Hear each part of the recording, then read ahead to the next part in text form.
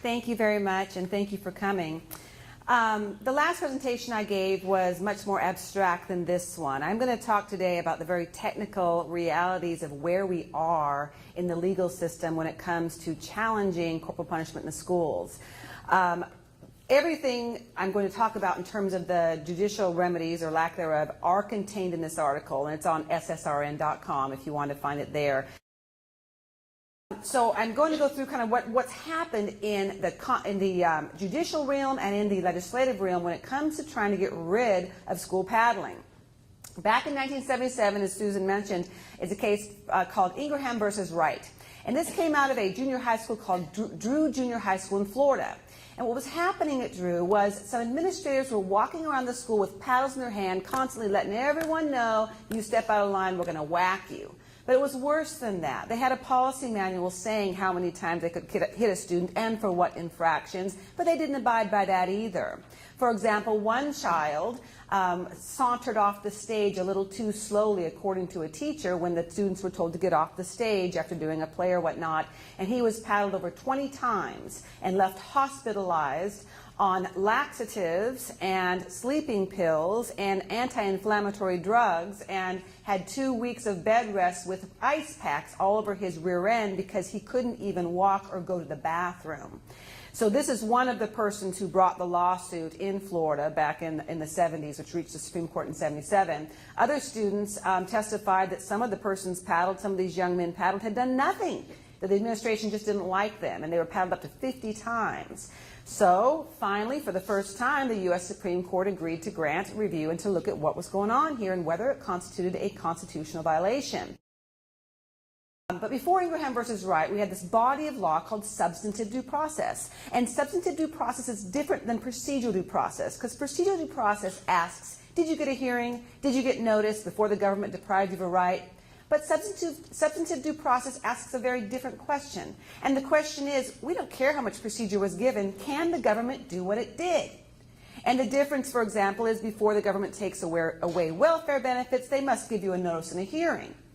But the government can never cut off your hand for stealing. No matter how many trials they give you, they just can't do it because it's fundamentally at odds with any concepts of justice. So that's procedural versus substantive due process. So before Ingraham versus Wright, some courts were looking at the substantive due process issue, which has a very different test than procedural due process.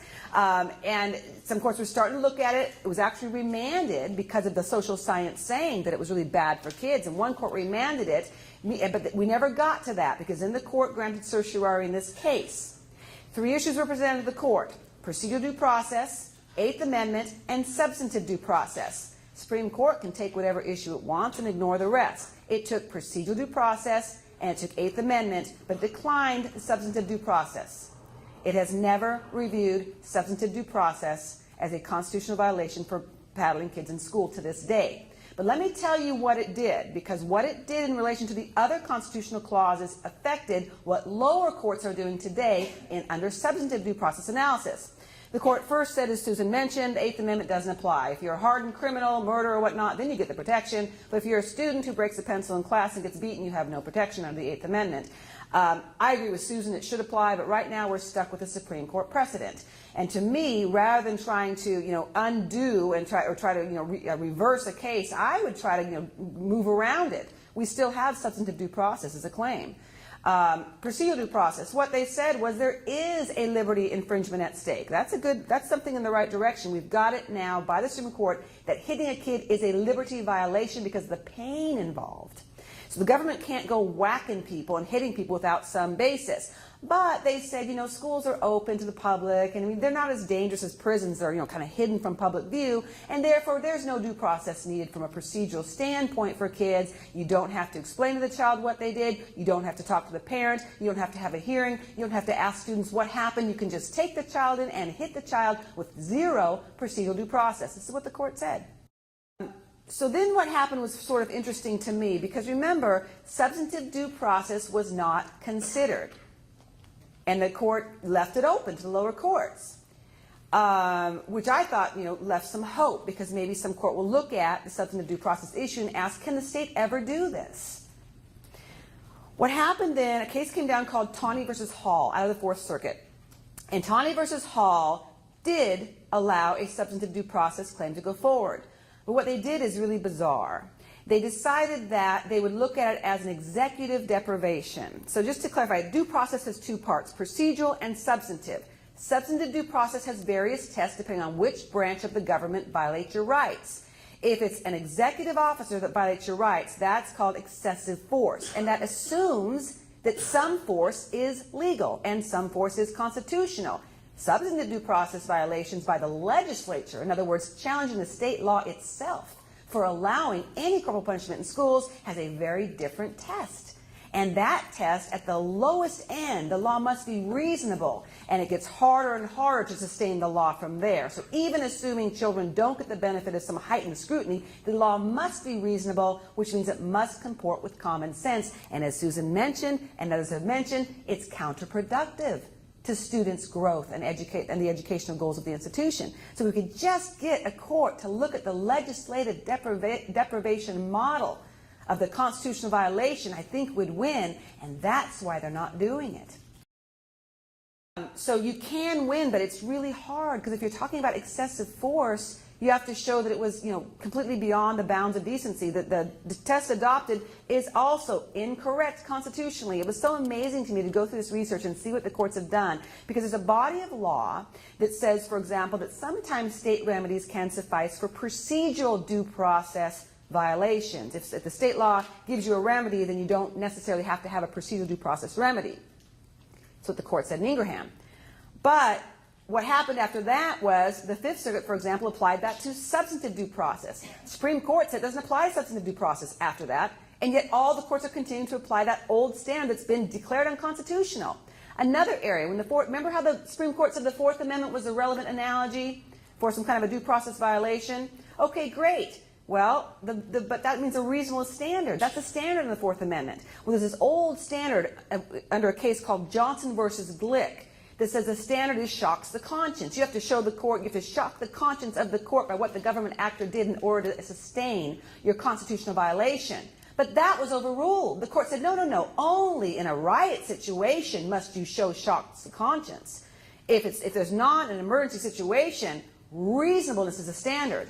That was years ago. The Supreme Court said that. Well, guess which standard's still being applied today in the public school realm? Shocks the conscience. How these people can defend this, I can't explain. They're all wrong. They're getting the constitutional doctrine wrong. But the Supreme Court won't grant certiorari. So my view on this is there's only one little nugget of light in the litigation aspect of school paddling, and that is that some schools have banned the practice because of the costs of defending the lawsuits. So that's the only real nugget we have here. Everything else is just mind-boggling in terms of the way we've dismissed these cases against the children. So I don't think there's really been a whole lot of efficacy in terms of litigating this case under the U.S. Constitution.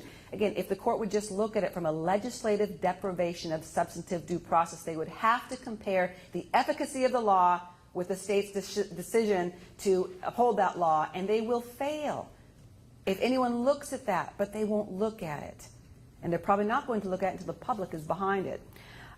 State legislative action has been, pretty powerful. We've got 30 states that have officially banned it, District of Columbia, and other states who have banned it in all districts, which effectively bans it in the state.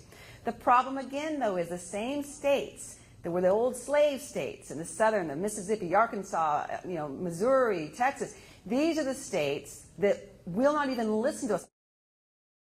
So there's some good news and bad news. State legislative action has been the most effective. 30 states have banned it. The problem, though, is the states that we need to ban it in, the states that have always hit the most kids, and the states that hit black boys disproportionately, they're the ones who won't listen to us.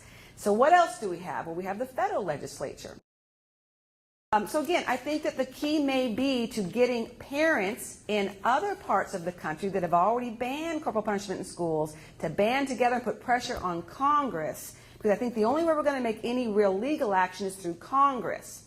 The other way is through grassroots means. Talk to your PTA, disseminate information, exploit the fact that children have been killed in school at the hands of their parents, and just talk to everyone you know and blog on every website you can and talk to every reporter you can and try to get the word out, because the change is going to come when people find out what's happening behind the closed doors of our public schools. Thank you.